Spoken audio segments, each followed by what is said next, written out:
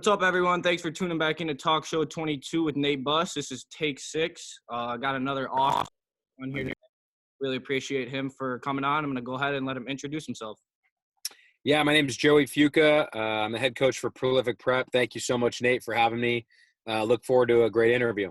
Appreciate it. So obviously, head coach at Prolific Prep, big-time prep school. Kind of talk about, you coached the number one player in the country this past year, Jalen Green.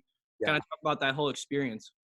Yeah, I mean, we had a surreal year this year. We went 31-3. We got a Geico invitation to play against Montverde the first time in our program's history. We won our grind session world championships in Kentucky.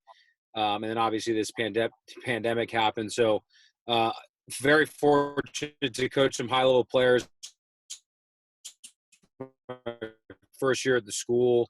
Up in the Bay Area. And so we had a fortunate year to have a couple of top players in the country. We had two McDonald's All-Americans, obviously, in Amari Burnett and Jalen Green. We've also had several other seniors sign high major. Frank Anselm's on the fence right now between three schools. Saba, our big guy, signed at Georgia Tech. We also had Coleman Hawkins that signed at Illinois and Watt Mag signed at Rutgers. So we had a really loaded senior group. We still got one more senior that's looking for a place. But, yeah, it was a great year.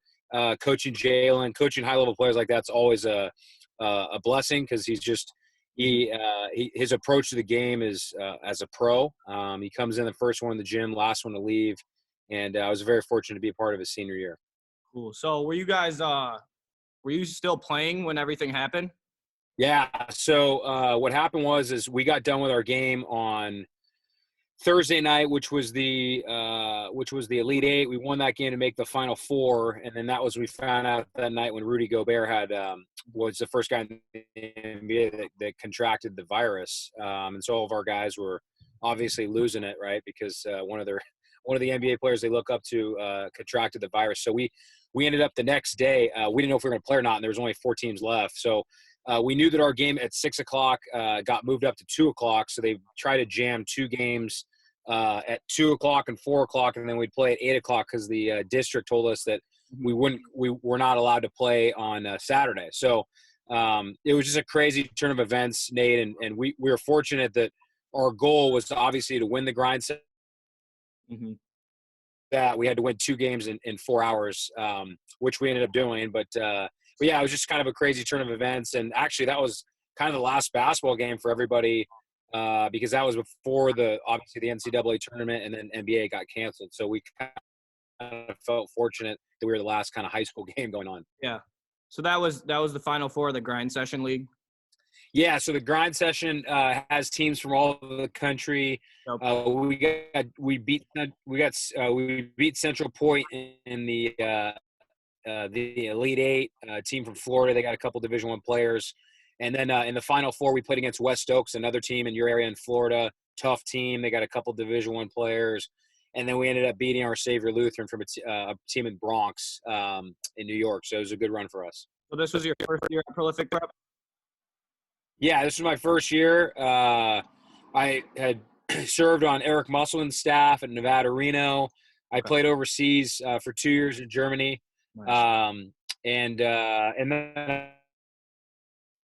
I also run my own AAU program in the Bay Area that's on the Adidas circuit. So nice. This was my first year coaching at Prolific Prep. I've known the directors there for a while. So where'd you play in college? And obviously Santa Clarita, which is in Los Angeles. Had a good 4-year career there.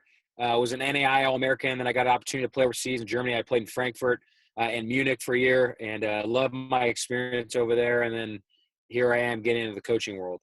Nice. So that was this your first head coaching job?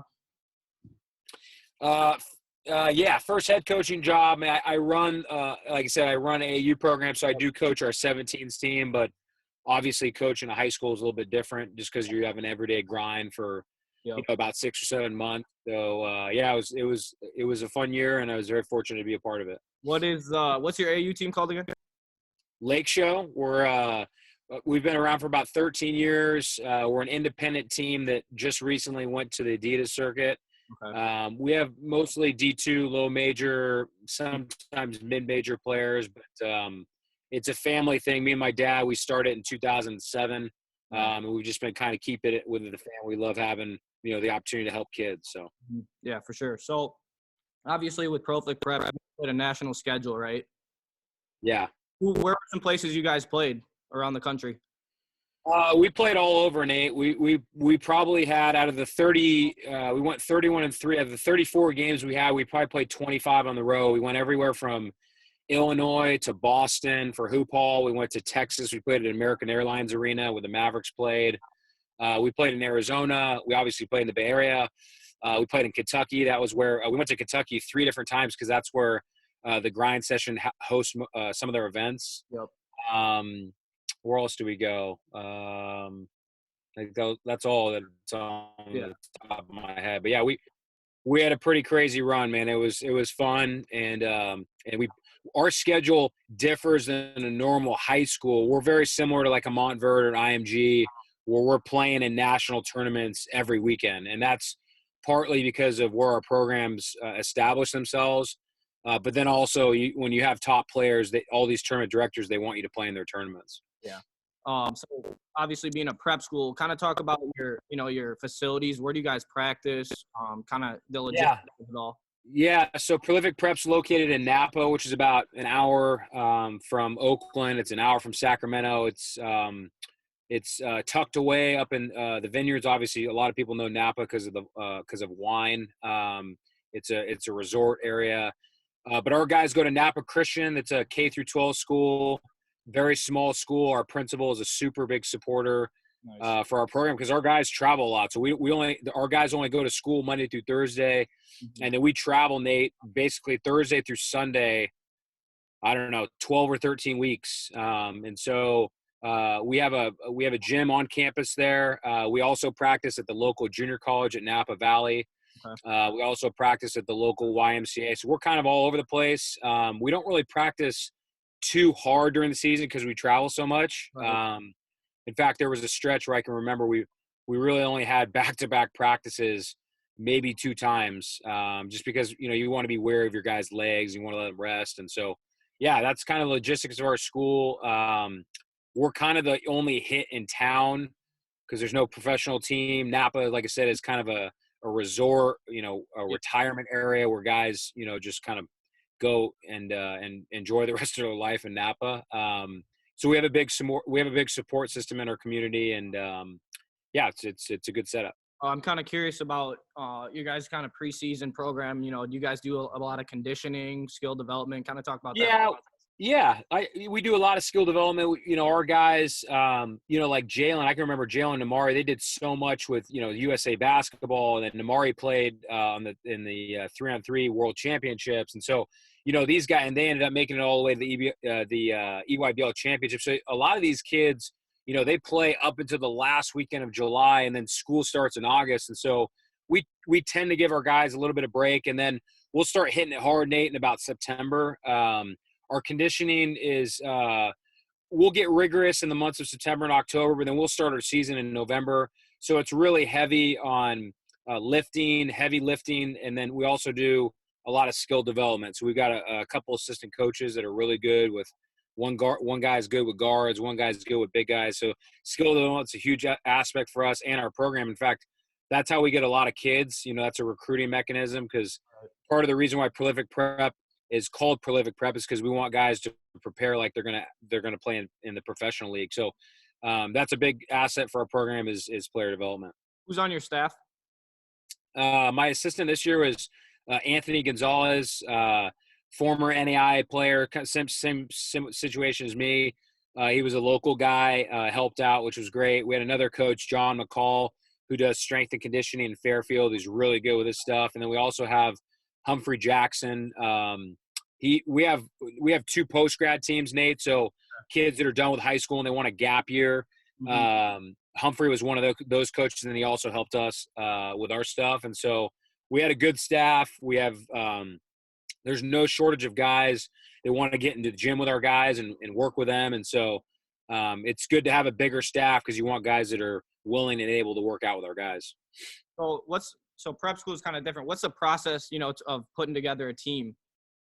Good question.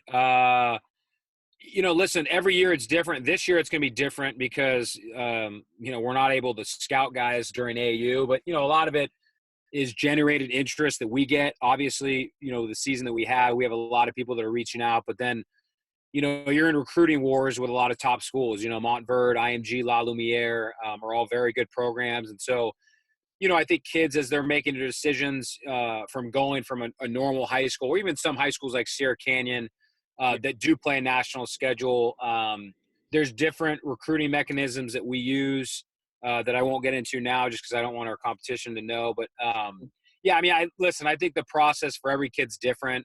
Some kids really – they understand what prep school is and they're like all in for it. So that type of kid, if he's a top 50 kid, you'll probably have to recruit against one of those top programs if he's out there. And then if a kid doesn't really know if he's sold on prep school, you have to kind of bring him and his parents on board, right? And so that's when the process may be a little bit easier in terms of recruiting against somebody.